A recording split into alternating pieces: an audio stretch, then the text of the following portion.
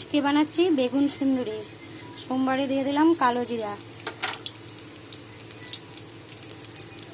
আর এখানে আছে একটা বড় সাইজের টমেটো, 6টা কাঁচা লঙ্কা, 1 ইঞ্চির থেকে একটু কম আদা, আর দিয়েছি আধা চামচ জিরার গুঁড়া আর 1 চামচ কাশ্মীরি লঙ্কা আর আধা চামচ হলুদ, সব একসাথে মিলিয়ে জল দিয়ে গুলিয়ে রেখেছি। এখন আমি এটা দিয়ে দিলাম।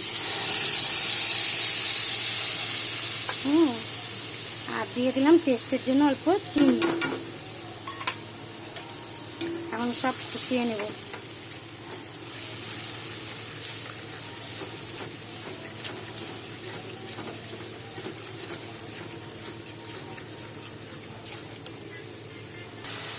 মশলা আমার কষানো হয়ে গেছে, মশলার থেকে তেল বের হয়ে গেছে।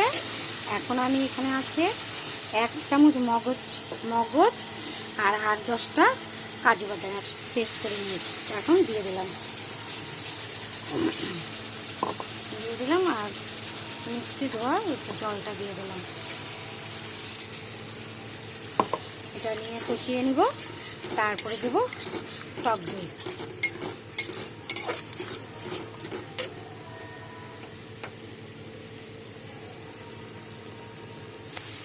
সব মশলা আমার কষানো হয়ে গেছে, একসাথে সব মশলা আমার এখন সব কষানো হয়ে গেছে। এখন আমি ফেটিয়ে রাখা টক দই 1 চামচের থেকে বেশি আছে, একটু আমি দিয়ে দিলাম। গ্যাসটা কমিয়ে 1 চামচের থেকে বেশি আছে, গ্যাসটা কমিয়ে আমি এখন টক দইটা দিয়ে দিলাম। আর দিয়ে দিলাম আধা চামচ লবণ, আধা চামচ লবণ দিয়ে দিলাম আর অল্প জল দেব।